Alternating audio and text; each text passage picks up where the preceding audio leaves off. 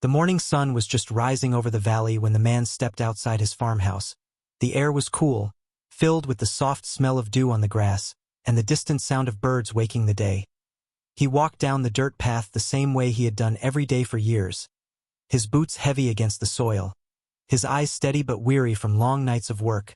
The farm stretched out before him, wide green pastures that had been in his family for generations.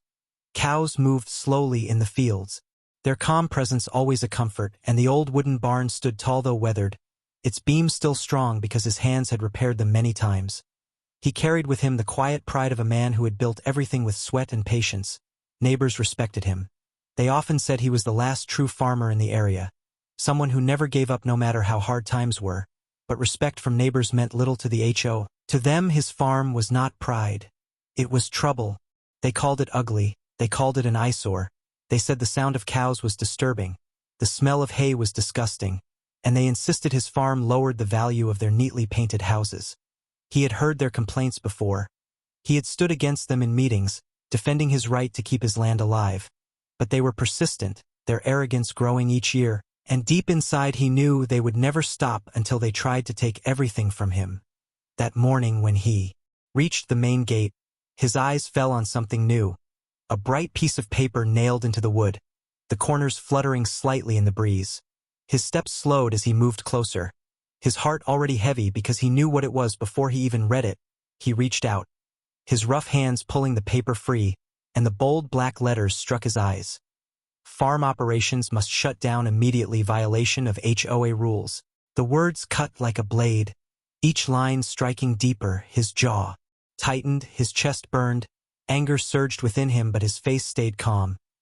He read it again and again, not because he didn't understand, but because the cruelty of it demanded to be felt. This was his land, his family's legacy, his life, and in a few typed words they declared it worthless. The sound of cows carried faintly behind him, as if even the animals knew something was wrong. He turned his head, looking at them, his heart aching because they were innocent.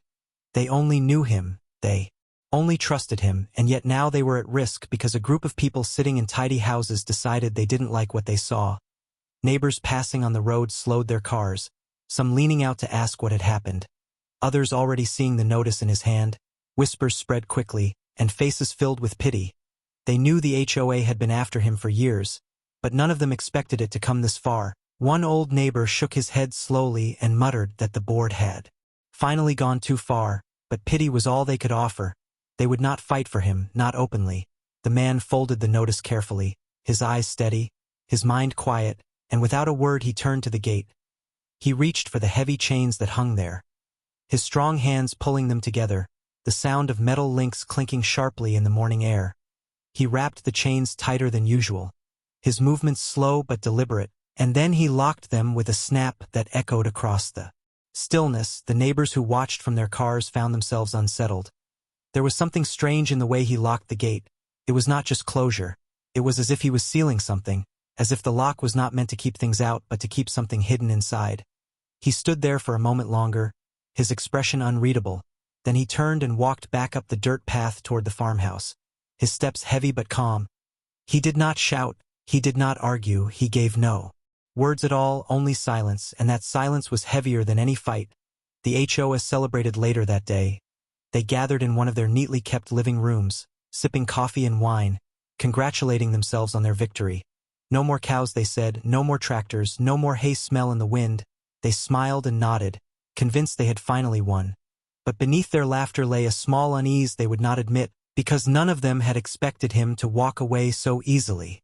They had imagined shouting, lawsuits, maybe even the sheriff being called. But not this, not silence, and certainly not that strange lock on the gate.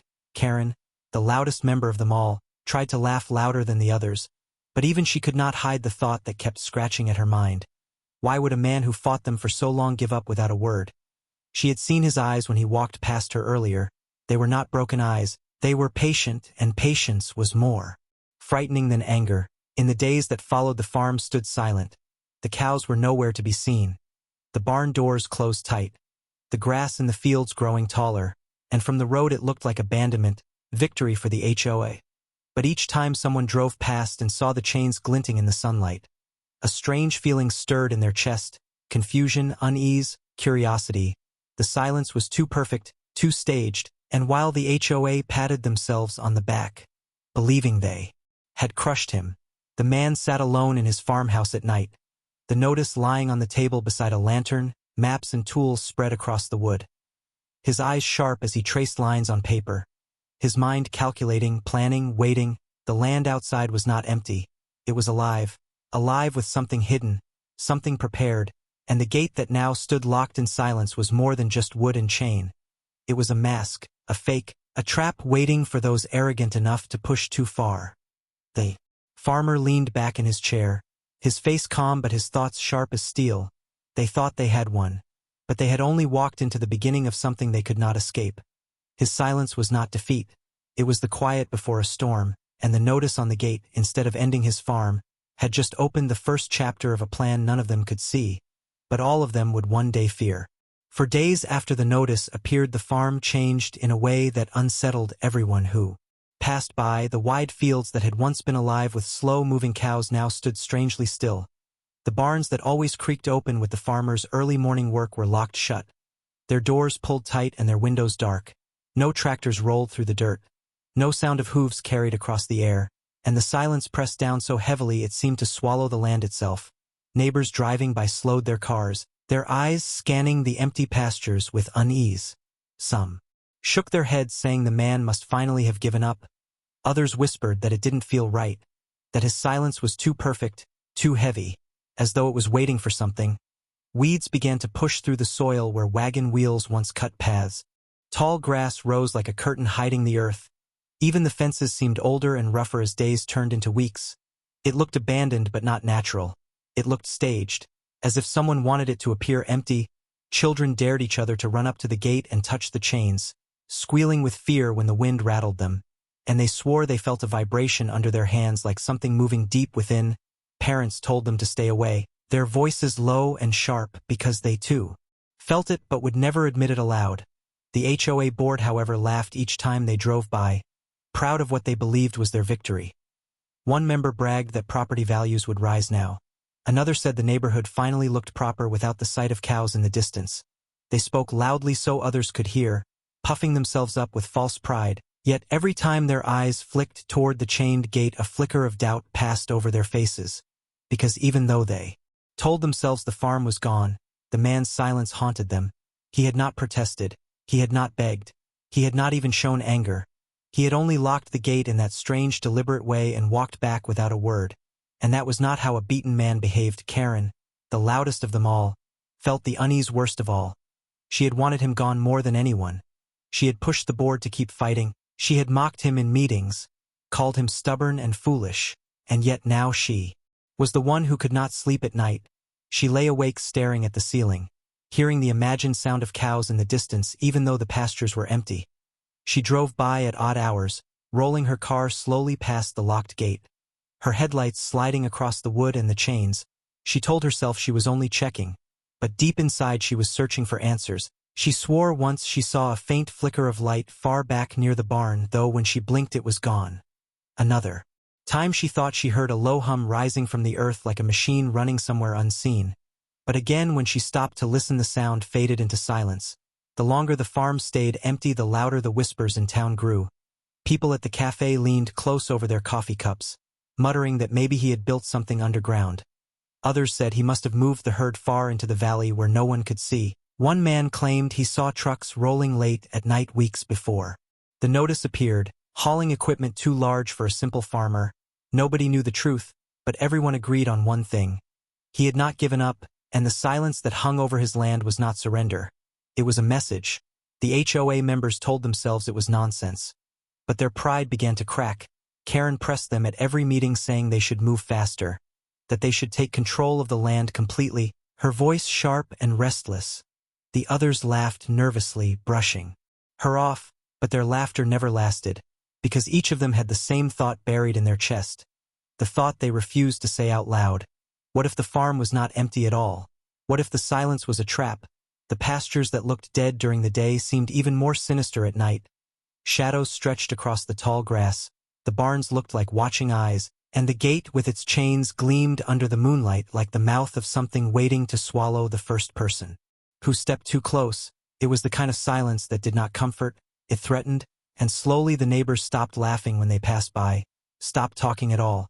They only drove a little faster, their eyes fixed on the road ahead, pretending they did not feel the weight of something watching them from beyond the locked gate. The HOA still pretended to smile, but deep inside they knew they had not ended anything. They had only awakened something they did not understand. Karen could not escape the feeling that something was wrong, even though the other HOA members clapped themselves on the back and bragged about their victory. Her mind refused to rest.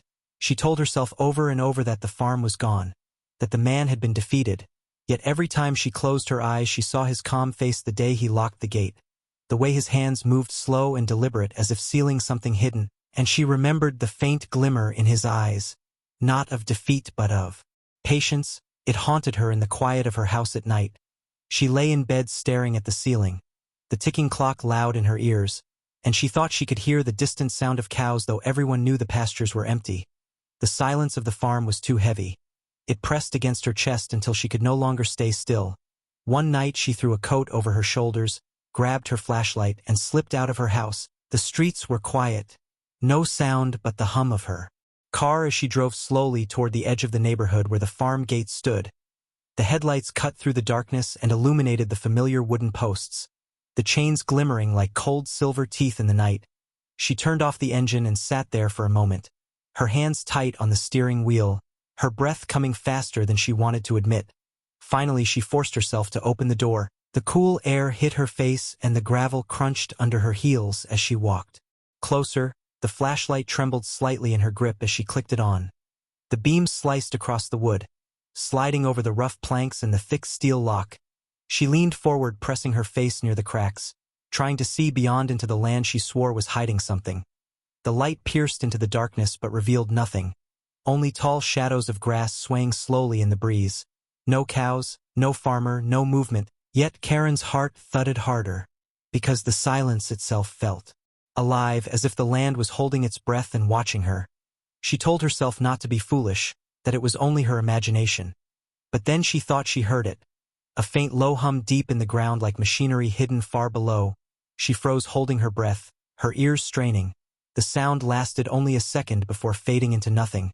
She pulled back quickly, her hands shaking, the flashlight beam wobbling across the gate. She turned her head sharply toward the barn in the distance, and for a split moment she swore she saw a flicker of light near the roof, faint and quick like an eye opening and closing. Her throat went dry.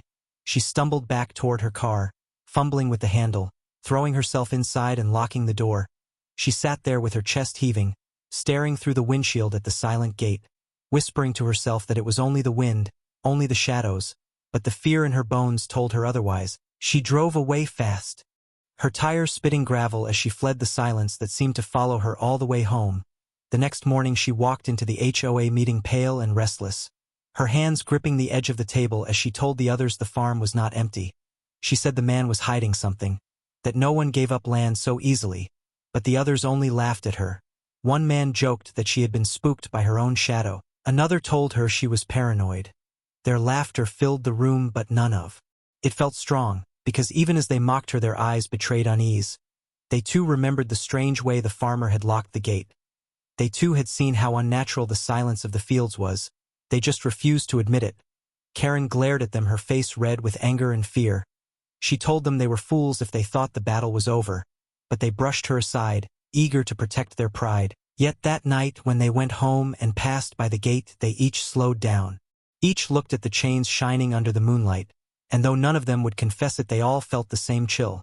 The silence of the farm was not peace, it was warning, and Karen knew deep in her heart that they had not ended anything. They had only walked closer to whatever trap the farmer had set. The next week the HOA board gathered in their meeting hall, a polished room with neat chairs and clean walls that smelled of fresh paint, but the mood inside was not calm. Karen had come in with restless eyes, slamming papers on the table, insisting again that the farmer was hiding something.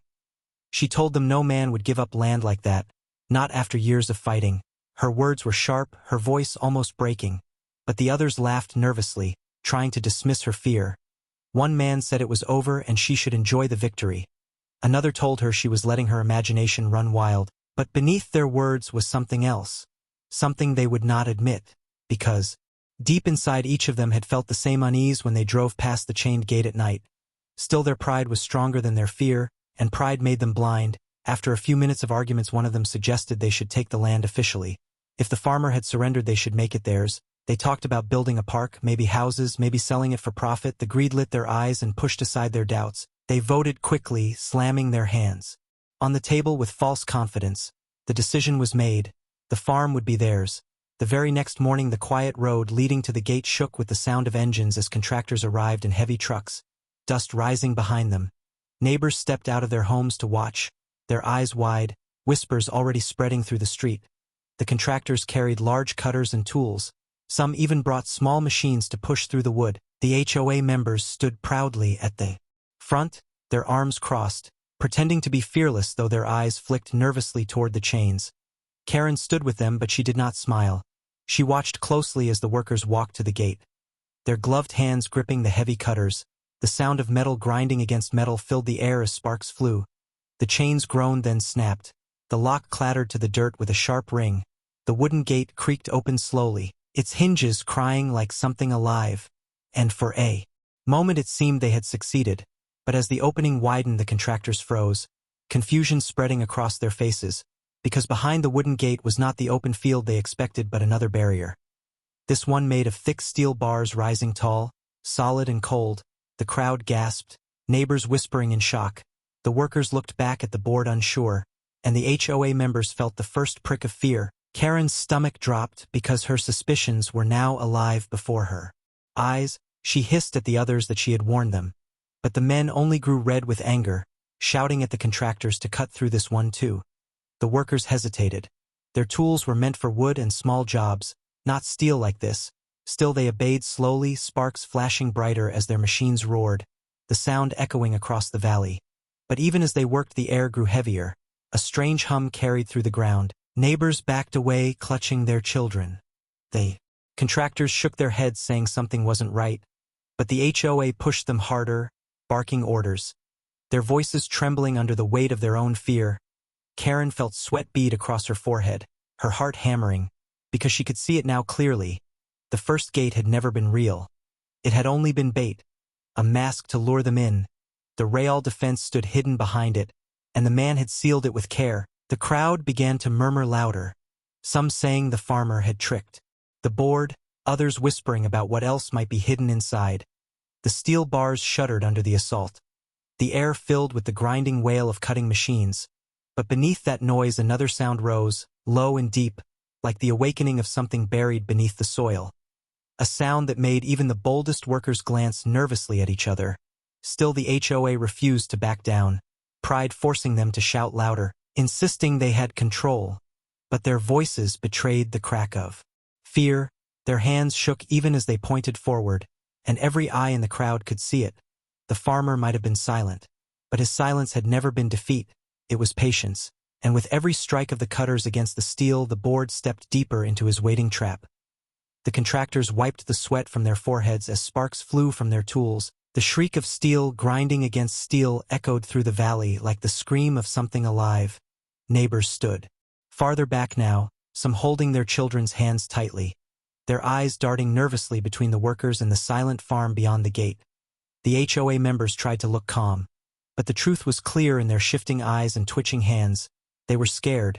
Still they barked orders, shouting at the men to keep going, louder and louder, as if their voices could drown out the unease rising around them. Karen stood among them, but her face was pale.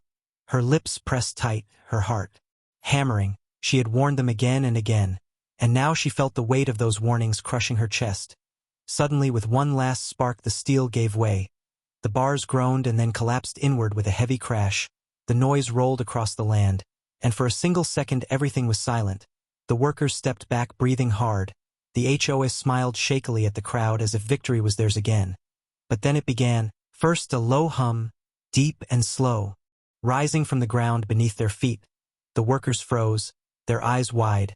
Then the hum grew louder, sharper, until it became a piercing alarm that echoed through the air, bouncing off the barns and the hills.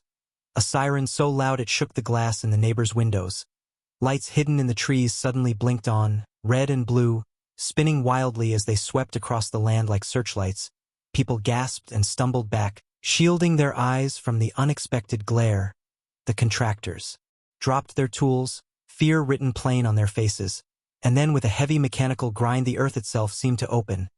Steel barriers rose from the soil on both sides of the road, slamming into place with metallic thuds, each one higher than a man, each one locking into the next until a wall surrounded the space beyond the decoy gate. The crowd screamed in shock. The workers backed away, muttering that this was no farm but a fortress. Karen's mouth fell open, her breath caught in her throat because this was exactly what she had feared. The man had not abandoned his land. He had armed it. The HOA members stumbled back, their fake smiles gone, sweat rolling down their temples, their voices faltering as they shouted for calm. But nobody listened, because the alarms were still howling, the lights still cutting through the darkness, and the ground still humming with power. Neighbors pulled out their phones, some recording, some calling others to come. The scene was too strange to keep quiet, too shocking to be hidden. The contractors refused to move forward, shaking their heads, saying they would not set foot on that land again.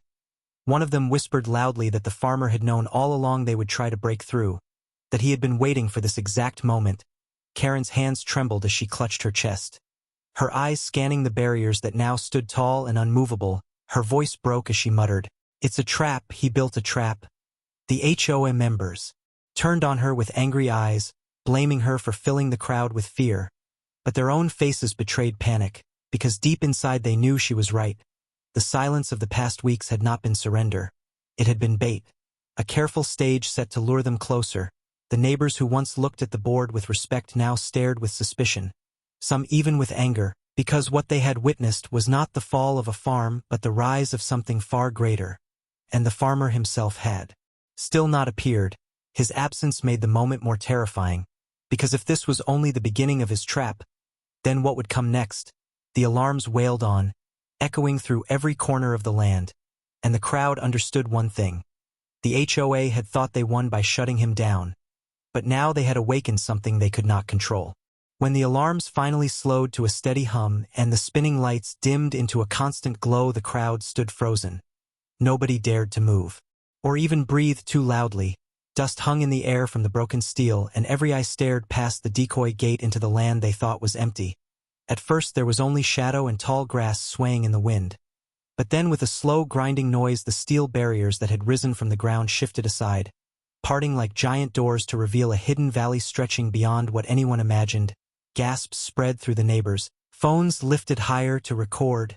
Children clung to their parents. Even the contractors who had already begun packing their tools stopped dead in their tracks, because what they saw was not abandonment. It was life. Green pastures rolled wide and bright, the grass rich and thick, fresh water glimmered in a pond at the center, and there scattered across the field were dozens of cows grazing peacefully, their hides shining in the light, their movements calm and steady as if no alarms had ever screamed. The entire herd was there, healthy, fat, and guarded by fences stronger than anything the HOA had ever seen. The board members felt their knees weaken. One muttered in disbelief that it was impossible, that the fields had looked dead for weeks. Yet here was proof that they had been fooled, that the silence had only been a mask. The neighbors began to murmur excitedly, some smiling with awe at the farmer's cleverness, others shaking their heads in anger that the HOA had lied. The cows mooed softly, the sound rolling across the valley, and it felt like a victory cry. Then the farmer appeared, stepping slowly from the shadows near the barn that stood hidden deeper inside. He wore the same worn boots and coat, his face calm, his stride steady, his presence heavy like the land itself answered to him. He did not rush, he did not shout. He simply walked forward until he reached the edge where everyone could see him clearly. The alarms cut off with a sudden snap, leaving behind only the quiet sound of the herd moving through grass. And the silence that followed was even louder than the noise before. The farmer rested his hands on the wooden fence, his eyes sweeping across the board, across Karen, across the crowd, his face unreadable, his silence unbearable. The HOA members shifted nervously. One tried to speak, but his words died in his throat. Karen's breath came fast, her heart pounding so hard she thought everyone could hear it, because this was what she had feared. The man had not surrendered. He had only hidden his Strength moved his herd beyond their reach and wrapped his land in defenses they could never break. The farmer finally spoke. His voice calm but carrying like thunder in the silence, he said, "You thought you shut me down, but you never even found the real farm." His words cut deeper than any blade. Neighbors gasped. Some even cheered softly. The contractors nodded in respect, but the HOA stood pale and trembling, their pride collapsing as quickly as their lies. They had mocked him. They had celebrated too early, and now everyone saw them for what they were, greedy and blind. Karen's lips parted as if to argue, but no words came. She could only stare at the hidden pasture, at the cows safe and untouched, at the farmer who had beaten them without lifting more than a chain. The crowd began to whisper louder, voices rising with excitement, with admiration for the farmer, with anger for the board, and the balance of power shifted in that moment. The HOA, who once ruled with arrogance, now stood exposed and powerless, and the farmer who had stayed silent all along stood taller than all of them, his land alive, his trap revealed, and his victory undeniable. Karen's throat felt dry as dust while her eyes stayed fixed on the farmer. She wanted to shout, to command, to argue, but no sound came out. Her tongue stuck like stone, her knees weak. The crowd around her no longer looked impressed by the HOA's power. They looked disgusted. Neighbors who once stayed silent in meetings now whispered openly, their eyes sharp with anger. Some pointed at the board, some shook their heads, and Karen could feel their judgment cutting through her skin. The farmer did not need to raise his voice. His silence carried more weight than any scream. The sight of him standing calmly with the cows behind him was proof enough that he had outsmarted them. Karen's heart hammered as she realized the cameras high on the poles were still moving, their lenses glowing red, capturing every word, every face, every trespassing step. She turned her head slowly toward the men beside her, her lips trembling, and whispered that everything they had done was being recorded. Her words made them stiffen. One man swallowed hard, another's face turned pale. They all looked up at the blinking lights, sweat rolling down their temples, and in that instant they understood. This was not only about a farm. This was about evidence. The farmer had proof of their arrogance, their threats, their abuse of power. Karen's stomach twisted as she imagined the footage played back in a courtroom, judges watching as she screamed for the farm to be shut, as she demanded workers cut through private property, as she laughed when the notice was nailed to the gate. Her voice rang in her own ears like a curse. Neighbors would hate her, officials would condemn her, lawsuits would bury her. The thought made her knees wobble. She gripped the steel fence to steady herself. The farmer still did not move, only lifted his hand slowly and pointed toward the cameras. The gesture was enough to send a shiver down her spine. The crowd gasped softly, realizing what it meant. Everything was stored, everything was safe, everything could be used. One of the board members tried to shout, claiming they would sue him instead, that this was illegal, but his voice cracked halfway through, trembling with fear. Nobody in the crowd believed him. Their laughter was bitter, cold, turning against the board. Karen's lips parted as if to beg the farmer for mercy, but she knew it would mean nothing. He did not need to speak. He had already won. Her chest tightened, her breathing quickened. Her pride, which had once fueled her confidence, now felt like a weight dragging her down. She remembered every word she had said against him, every smug smile, every arrogant speech, and now each memory cut her deeper than a knife. She wanted to run, to hide, but her feet refused to move. She could only stand there as the crowd grew louder, neighbors cheering the farmer's cleverness, some clapping, others shouting that the board should resign. Karen's hands shook uncontrollably. Tears threatened to rise, but she forced them back, trying desperately to keep her mask of strength. Yet it was useless, because everyone could see the truth. She was terrified. The entire board was terrified. The farmer had destroyed them without raising his hand, and she knew the final blow had not even fallen yet. Her mind screamed that it was over, that her reputation, her power, her position, everything was slipping like sand through her fingers, and there was nothing she could do to stop it. News of the hidden pasture spread faster than the wind. Within hours, the entire neighborhood knew the truth. Some had seen it with their own eyes.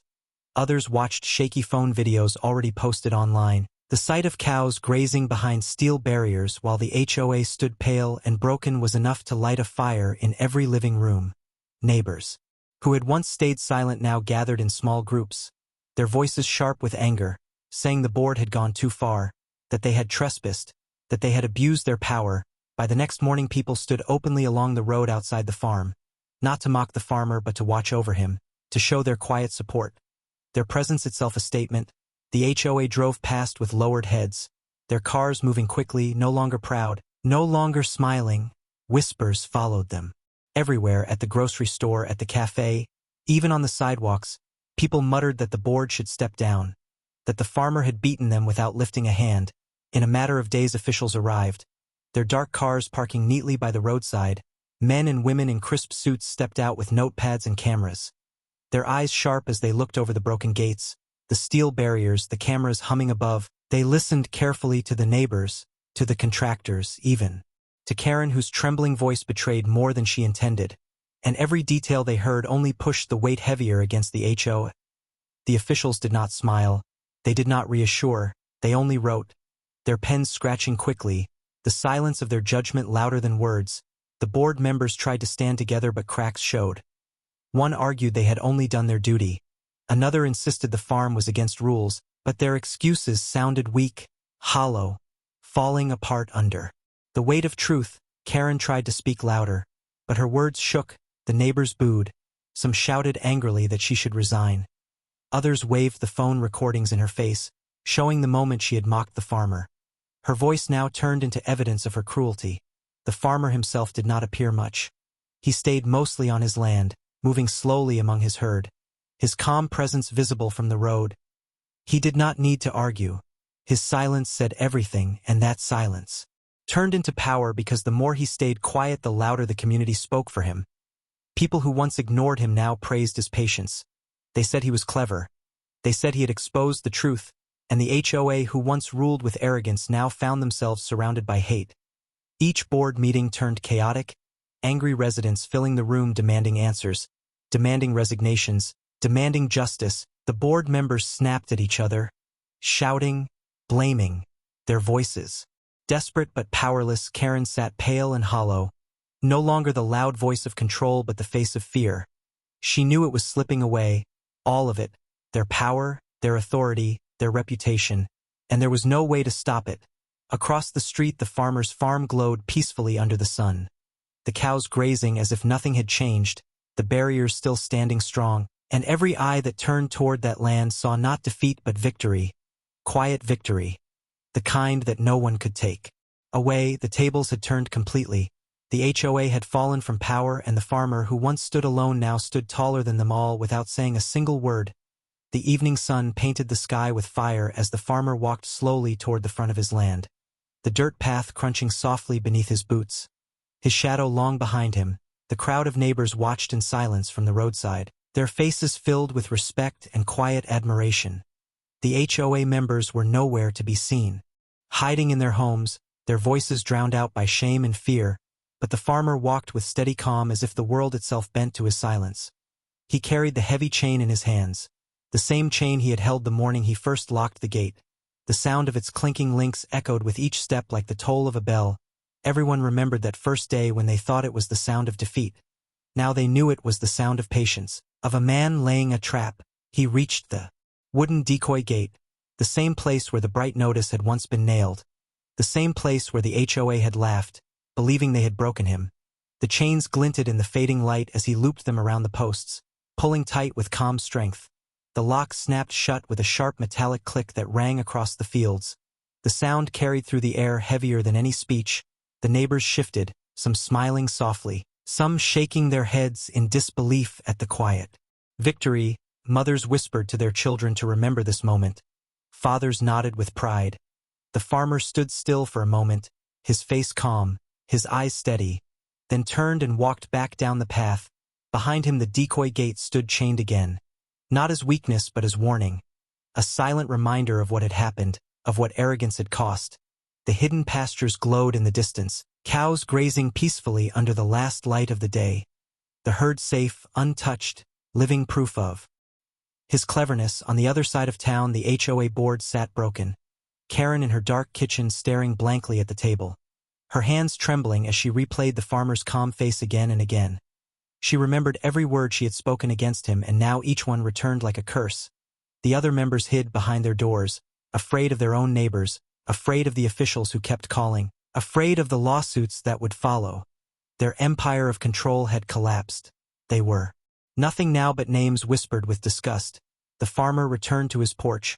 Setting the lantern on the wooden rail, he sat quietly, his boots resting against the floorboards, his eyes on the horizon where the stars began to rise. He did not smile. He did not gloat.